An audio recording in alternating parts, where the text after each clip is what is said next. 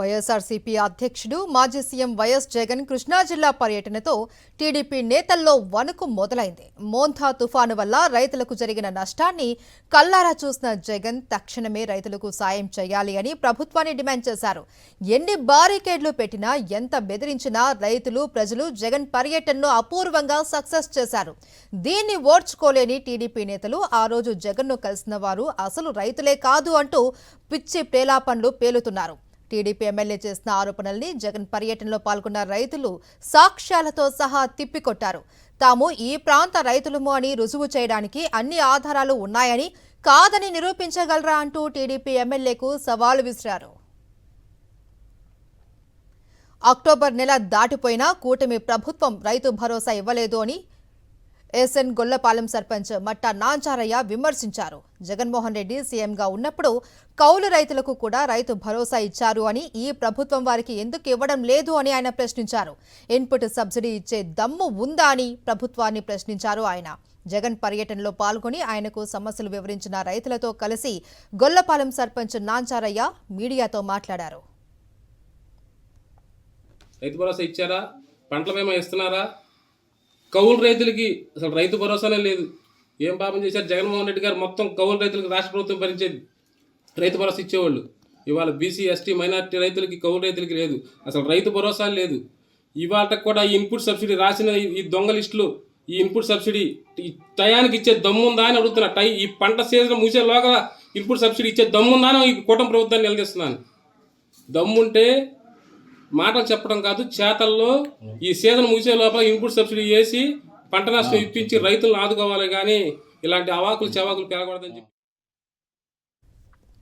YS Jagan పర్యటన utter flop అంటున్న TDP నేతలు ఆ రోజు ఎందుకు ఆంక్షలు విధించారు అని ప్రశ్నించారు. రమేష్ బాబు అనే రైతు పోలీసులను అడ్డు పెట్టుకుని అందరినీ బెదిరించి ఆంక్షలు విధించి బారికేడ్లు పెట్టినా రైతుల్ని, ప్రజల్ని ఆపలేకపోయారు అని చెప్పారు. టీడీపీ వారికి పంట నష్టం లేకపోయినా పేర్లు రాశారు అని, వైసీపీ సానుభూతి పరుల పట్ల పంట నష్టపోయినా పేర్లు రాయలేదు అని రమేష్ బాబు వివరించారు.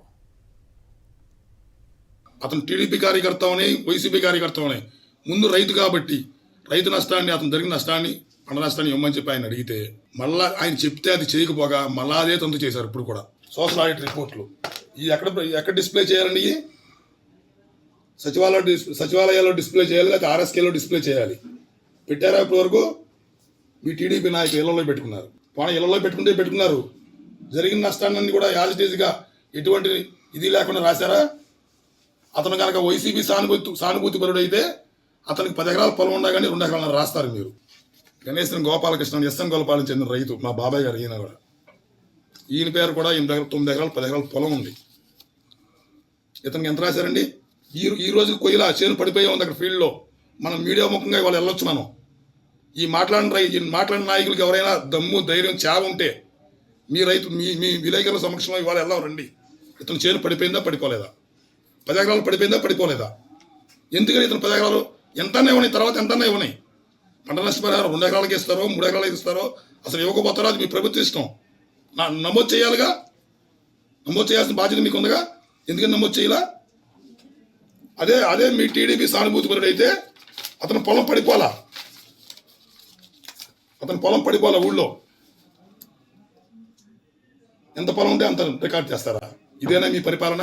ఇట్లాంటివి జరగకుండా ఉండాలని చెప్పి జగన్మోహన్ రెడ్డి గారు దున్నపోతు నిద్రపోతున్న ప్రభుత్వాన్ని మేలుకొలుపుదామని చెప్పి ఆయన రైతుల పరామర్శ శాస్త్రం వస్తే ఫేక్ రైతులు అంటారు, అట్టప్లాఫ్ అంటారు.